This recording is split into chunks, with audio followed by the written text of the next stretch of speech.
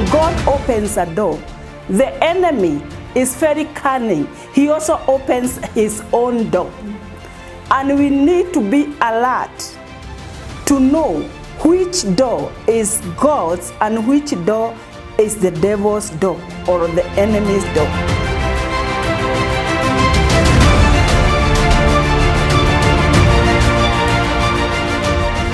Ask God to give you that gift, the discernment of spirit, so that inside you, when a door is open, you are not going to rush in to go through it, but you shall be at peace, relax, and seek whether it's God's door or the enemy's door.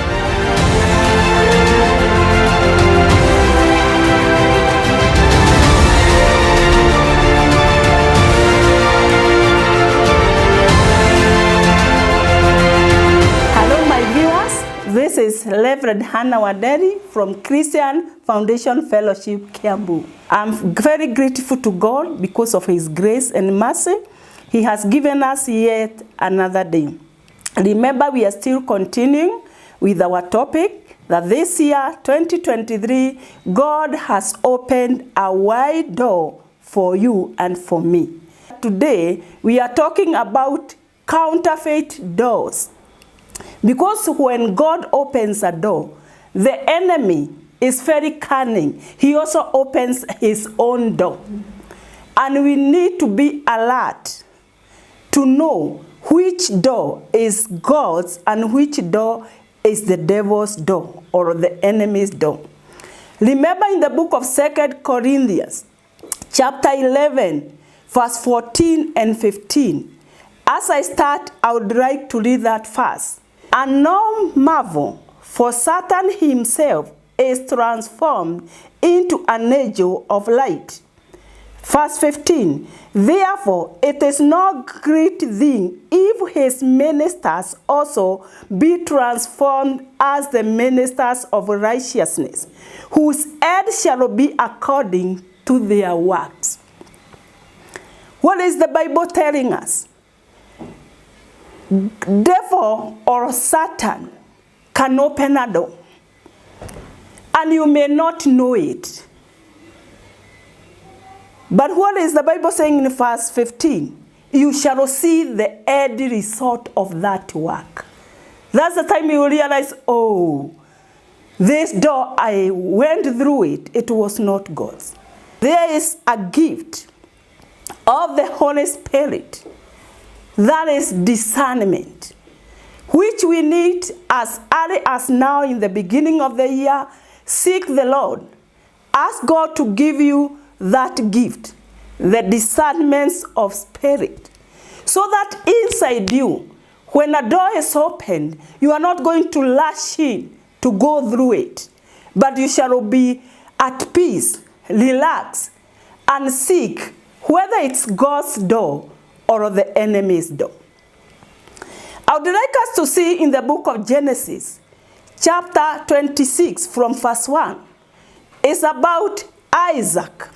My Bible tells me there was famine. And this famine was there in the time of his father Abraham. I tell you, their doors can be opened at your father's time, your grandfather's time, and it will be opened at your time. So we need to be alert and be concerned and have the discernment of the Holy Spirit of God. So that time, that famine made the enemy to open a great door, which everybody there was rushing to Egypt.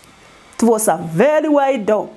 People were enjoying, rushing, because they heard in Egypt there is bread, there is plenty. But Isaac did not rush like any other people they were rushing. He settled down and asked God, can I go to Egypt to look for food? Because all my friends, all my family friends that I know, they are rushing to Egypt. But God said to Isaac, Isaac, do not go to Egypt.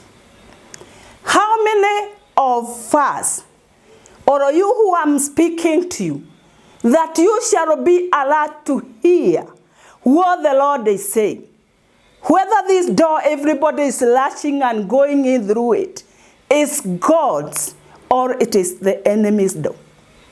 So Isaac listened, and he heard from the Lord telling him, Isaac, do not go to Egypt, because in the very land that you are in, I'm going to bless you.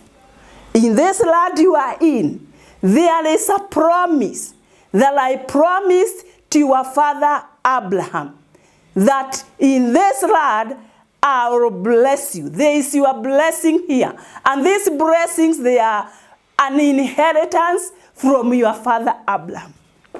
So Isaac obeyed the voice of God. And God told him, go. The sun is very hot. Nothing green is there in this land. Neither a drop of rain, neither clouds or a sign of rain. But go and plant. Sow seed. That is verse 12 of Genesis chapter 26 and verse 12. Isaac obeyed God. It looked like a foolish thing, even to the eyes of those people that saw Isaac carrying his seed of wheat, going to plant or to sow the seed in a very dry land. Ni fupi tu. The sun was very hot. But Isaac heard the voice of God and obeyed the voice of God. He did contrary to other people what they were doing. Other people are running to Egypt, but Isaac took the seed and sowed in a very dry land. Bwana apewe sifa. When he planted the seed, the grace of God was there. The presence of God was there. It didn't require the rain, the normal rain, but miraculously, because it was a door that God has opened for Isaac, he lived 100%. 100%. Kama alipanda gunia 100, alifuna gapi? Times 100. That is 1,000 bags. And my Bible tells me Isaac became very rich in that land. So my viewer, do not walk by the multitude. They may mislead you. Listen and hearken to the voice of God. I'll cite another verse in the Bible. In the book of Genesis, chapter 25, and verse 32. This is about Esau. And I would like to tell you the devil, the enemy of our faith, capitalizes on the time that we are very down, we are disappointed, we feel hopelessness in us. We are very hungry. There is famine. Not only for food, even famine of finances, famine of being rejected by your family members, your relatives, your in-laws. In a working place, you are rejected. In your neighborhood, you are very down, disappointed. The devil likes capitalizing on that moment of time, so that he may come very quickly, open, flash a door, open before you, so that quickly you get in. And that's why we are saying we should relax and have a discerning spirit from the living God. Verse 32, he's saying, I am at the point of death. I'm a point of death. So, what profit shall this be to me, a birthright? So he despised his birthright just because he was very hungry. And I tell you, for Jacob to come in and promise, supu ya dego, Bwana apewe sifa. It was not godly. It was not God that had opened that door for Esau. Because I'm very sure the energy that took Esau from the field to Jacob's house, the same energy could have carried Esau to the mother's house and asked the mother to give him something to eat.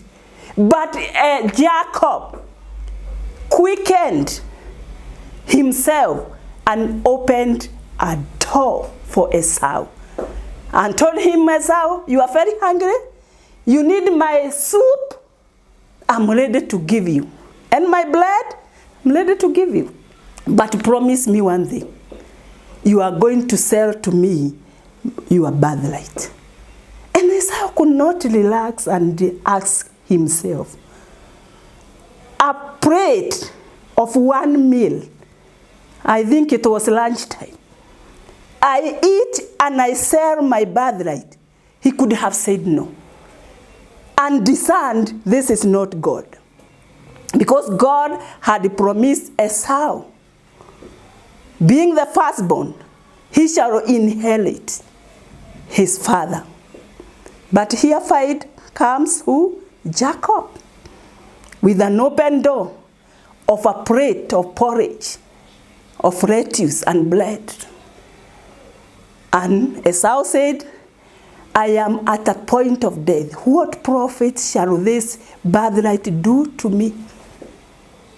And Jacob, at verse 34, he said, bread and lettuce, here they are, take it.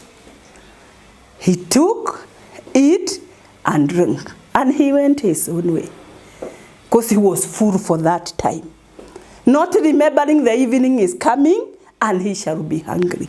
Tomorrow is coming, he shall be hungry. What it tells us, because of that door, it looked very narrow door, a very small door of lettuce, soup, and bread. Esau despised, not knowing, as we have learned from the devil, from the Bible, 2 Corinthians, the end result of that small door, it was a wide door for Esau and his generation, because he lost the birthright. Let's go to the book of Ruth, chapter 1 and verse 1. My Bible tells me there was famine in Bethlehem of Judah. And Elimelech, he was the head of the family of 3. He had in Moab, there was bread. And instead of relaxing in the presence of God and ask God, I hear there is bread, there is meat, there is plenty in Moab. Should I go? Is that the door that you have opened for me and my family that we may go through it? He didn't have time to seek God. He just rose up early and morning. He took the wife Naomi, Kirion, Namarion, and they went to Moab. There was food, yes, aplenty. Maybe there was peace. And maybe he found some friends. He enjoyed life. Not knowing that door to Moab was a door of his death and his 2 sons. The graves were already made for the 3 of them. He never knew. Because the devil's coats the outside with gold, glittering gold. But inside that gold, you never know what the devil has hidden there.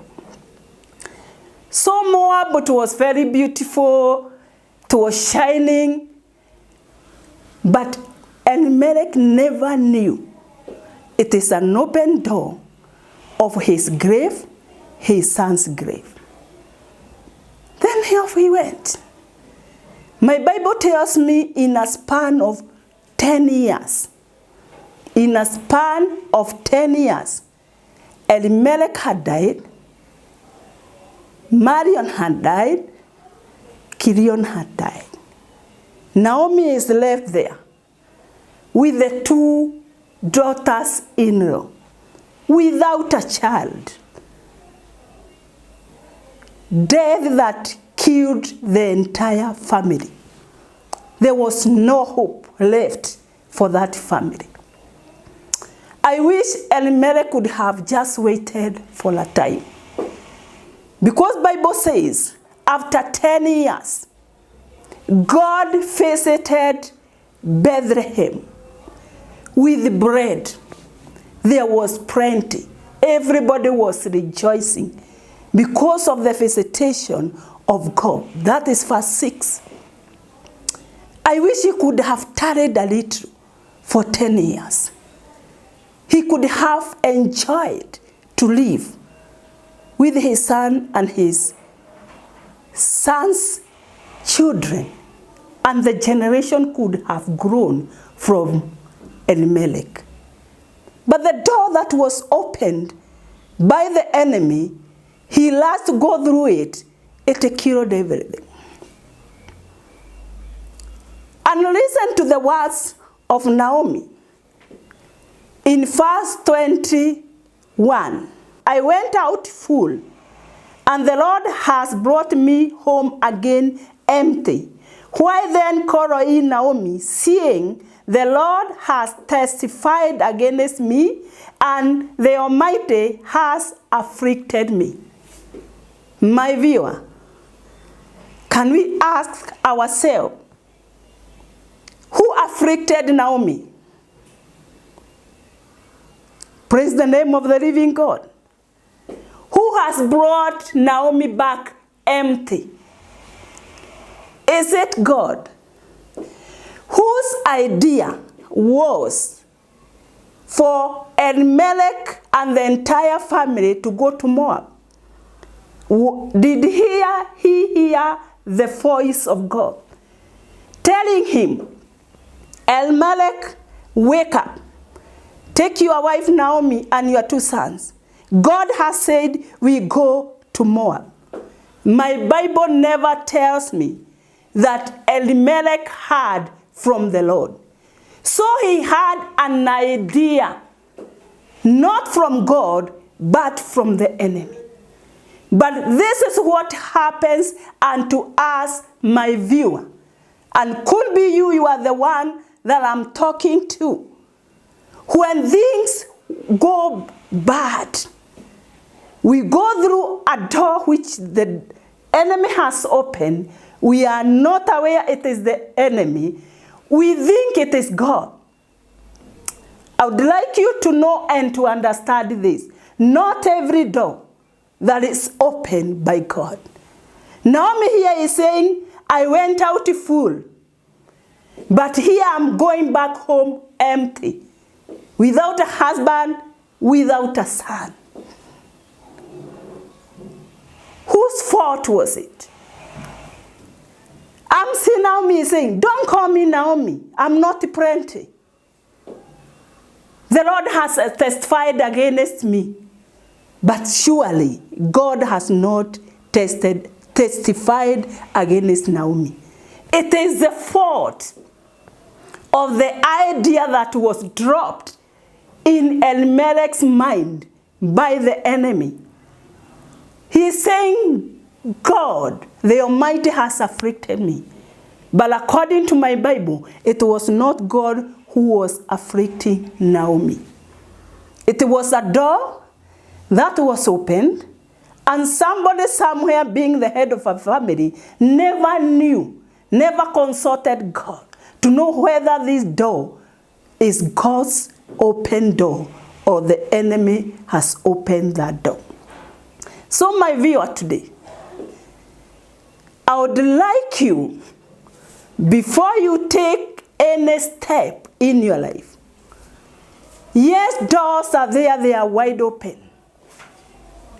God has opened a wide door. Revelation chapter 3 and verse 8. There is a wide door that is open for you. But do not be ignorant that the enemy also, he has opened a wider door, maybe even could be a wider than the God's wide door, which is greater in gold, sweet talking, a smooth way, but the end of it, it is destruction. So before you go through any door of your life, sit down, seek the face of God. Let the Lord speak to you like he spoke to Isaac. Isaac, remain in this land because I'm going to bless you. And seek a godly counsel, and may God bless you.